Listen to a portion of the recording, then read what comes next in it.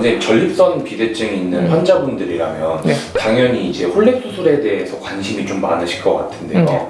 오늘은 홀랩 수술에 대해서 좀 효과, 부작용, 만족도, 회복 이것을 100점 만점을 기준으로 점수를 매겨서 설명해 주실 수 있을까요? 사실 이게 점수를 매긴다고 하는 게 매우 주관적이라서 뭐 좀 논란의 여지가 있을 수 있겠지만 제가 한번 잘 매겨보도록 할게요. 홀랩 수술, 저도 가장 자신 있게 환자분들한테 설명을 하는 게 효과에 대해서 설명을 합니다. 저는 홀랩 수술의 효과에 대해서 과연 점수를 매기라고 하면은 사실 이거는 제가 100점을 줄 수 있을 것 같아요. 전립선을 치료하는 게 여러 가지 방법이 있습니다. 뭐 홀랩 수술 이전에 그런 다른 방법들도 있고 했는데 효과라는 측면에서는 홀랩 수술은 너무나도 탁월한 것 같습니다. 우리가 소변을 볼 때 불편한 게 크게 두 가지로 나눠서 불편을 하거든요. 하나는 이제 소변을 잘 얼마나 보는지 배뇨 증상이라고 얘기를 하고요. 또 하나는 소변을 얼마나 잘 가둘 수 있는지 저장 증상이라고 얘기를 합니다. 배뇨 증상, 내보내는 증상 같은 경우는요 너무 좋습니다. 효과는 뭐 너무 나무랄 데가 없고요. 방광이 그 짜주는 근육의 힘이 좀 좋지 않으신 분들의 경우에 또 일반적인 그런 과거의 수술 방법들은 소변을 못 보긴 못 보는데 막혀있는 게 그렇게 심하지 않고 방광 기능이 많이 떨어져 있다 이렇게 판단이 되신 분들에게 사실 수술을 권하는 게 사실 좀 어려웠었어요. 그런데 제가 홀랩 수술하면서부터는 보면 홀랩은 진짜 구멍이 이만큼 뚫어질 수 있습니다. 그렇기 때문에 정말 조금밖에 안 막히신 분들도 그것도 더 뚫어지기 때문에 효과는 너무나도 좋은 것 같습니다. 그래서 배뇨 증상에 대해서는 너무나도 만족입니다. 그런데 이 저장 증상은 기본적으로 그런 전립선과 관련이 없는 문제로 생기는 부분이 있어서 사실 저장 증상은 전립선에 대한 어떤 치료도 100% 좋게 할 수는 없습니다. 그래서 사실 제가 100점이라고 표현을 했지만 저장 증상은 사실 100점은 아니기는 한데 전립선을 치료해줘서 좋아질 수 있을 만큼은 어쨌든 저장 증상도 다 좋아질 수 있습니다. 그래서 내가 좀 전립선이 좀 어느 정도 좀 있고 배뇨가 안 좋다라고 하면은 만족도만 놓고 따졌을 때는 홀랩을 어떤 수술도 따라갈 수는 없는 것 같아요. 그래서 제가 홀랩에 대해서 만족도는 100점이라는 점수를 줍니다. 그 다음에 부작용.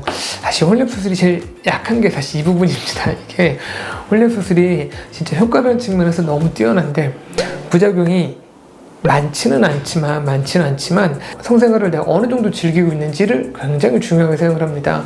성생활을 내가 즐기고 있으신 분들 같은 경우는 전립선에 대한 홀랩 수술을 하면 역행성 사정이라는 게 생겨서 정액이 안 나오기 때문에 사실 굉장히 많이 불편하십니다. 그래서 그런 분들은 이 부작용이 너무나도 크게 느껴지십니다. 그래서 저희가 부작용이라는 관점에서 성생활을 하시는 분들은 제가 봤을 때 한 50점밖에 안 되는 것 같아요.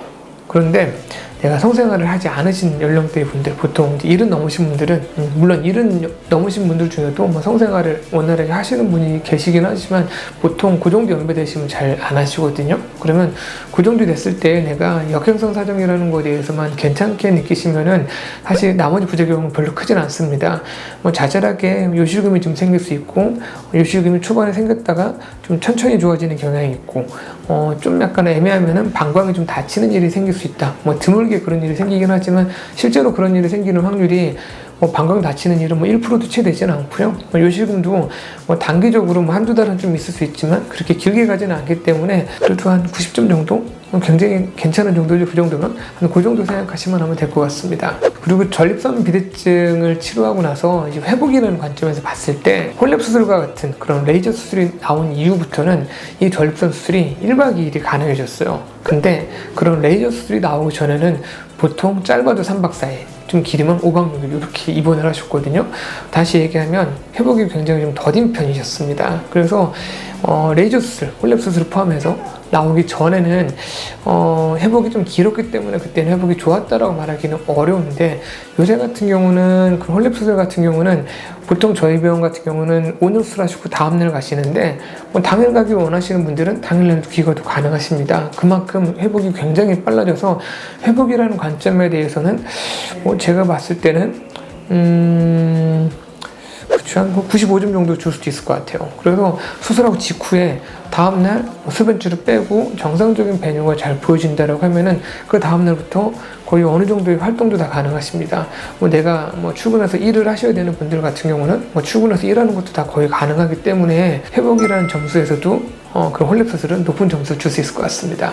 그래서 전립선 수술에 대한 전체적인 만족도를 저희가 보면 그런 성생활에 대한 부분을 빼놓을 수가 없는데, 제가 예전에 전립선을 수술하셨던 분 중에 그분이 한 70 중반 정도 되셨던 분이셨었거든요. 그분이 좀 연세가 좀 있으신 편이셔서 사실 제가 사정과 관련된 얘기를 잘 안 드렸었어요. 동의서 받을 때 간단하게 이런 게 있어요 라고 설명을 했는데, 수술 끝나고 나서 한 2달인가 3달 뒤에 환자분이 오셨는데 처음에는 굉장히 만족해 하셨어요.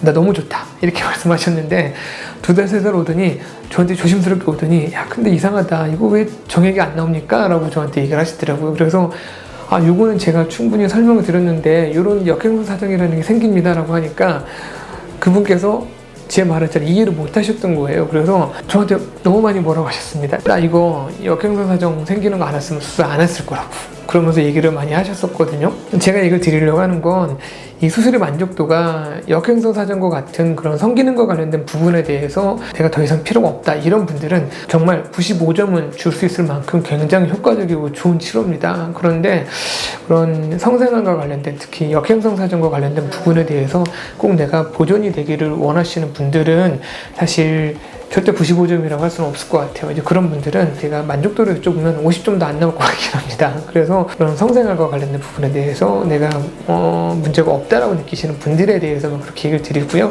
그래서 홀랩 수술을 고려하실 때는 꼭 사정과 관련된 부분에 대해서 충분히 고민을 해보시고 아마 수술을 결정하시는 게 필요할 것 같습니다.